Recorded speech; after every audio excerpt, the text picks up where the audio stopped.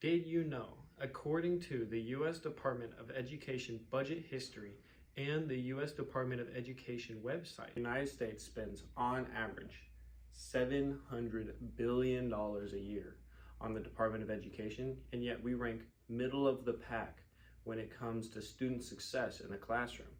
There are many achievement gaps along the socioeconomic and racial lines within our country.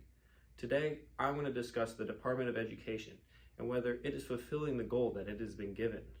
As a future teacher, education impacts us all.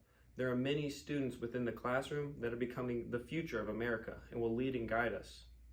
I want to argue that the Department of Education needs to be completely reformed or redone and given back to the states. According to the U.S. Department of Education, the Department of Education was created on May 4th, 1980, and it was created under the Department of Education Act, and it was created to improve access for quality education for everyone. However, it was originally created in 1867, and its only goal was to gather information for the states on how effective a school was. Its current role is that it manages funding, policy making, and a general oversight of education. They oversee programs all the way from preschool to postdoctoral research. Their biggest problems are that they are inefficient. They spend too much, and most of the time, nobody knows where that spending is going. And on top of that, they cross boundaries that have been placed in front of them routinely. According to School Funding, Do Poor Kids Get Their Fair Share? The Department of Education allocates resources to those based on local property taxes. This means that more affluent neighborhoods receive more funding than less affluent neighborhoods. This means that low-income students receive nearly half the amount of funding that high-income students receive. The Department of Education's General Inspector has found multiple counts of embezzlement and stealing and mismanagement of funds within our schooling system.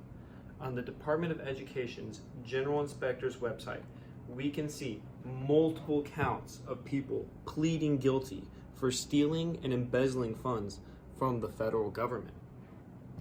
This means that random people within our schooling system are able to steal millions for a time without anyone noticing.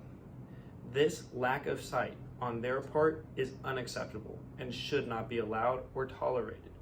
The GAO reports that there is a lack of sufficient monitoring for schools at risk of financial mismanagement.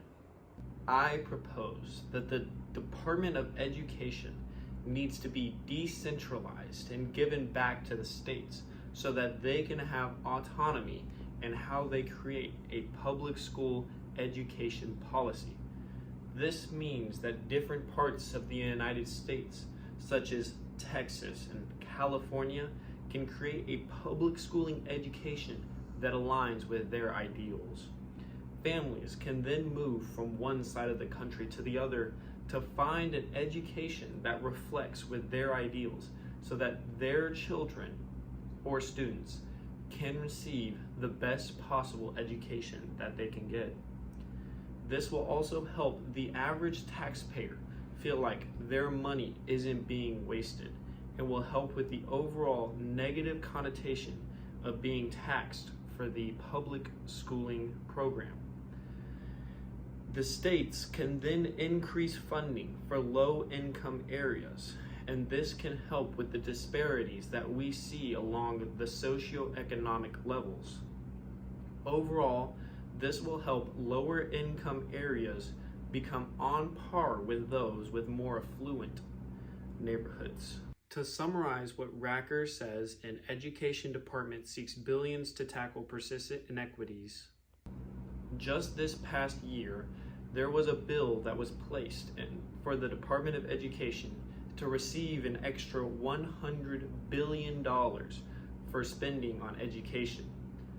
Ultimately though, this money usually ends up in the neighborhoods where the wealthy Congress people already live, so that their children can get an even more head start, so that they can race them to the top. Adequate funding will mitigate the outcomes such as violent behavior. Many students feel the need to lash out at each other because there's no hope for their life. They don't see where they can go anymore. Additionally, this funding will help them see that they can reach the goals that they had as a young child. And ultimately, this will help the gang violence that is prevalent within our public schooling systems that hurt our susceptible youth. Overall, the research that I found follows what I have laid out in my previous arguments. Most people agree that the Department of Education needs to be either reformed or completely gotten rid of. The counter-arguments that I did find were heavily biased, and there were many ideological reasons for why they wanted to keep the Department of Education.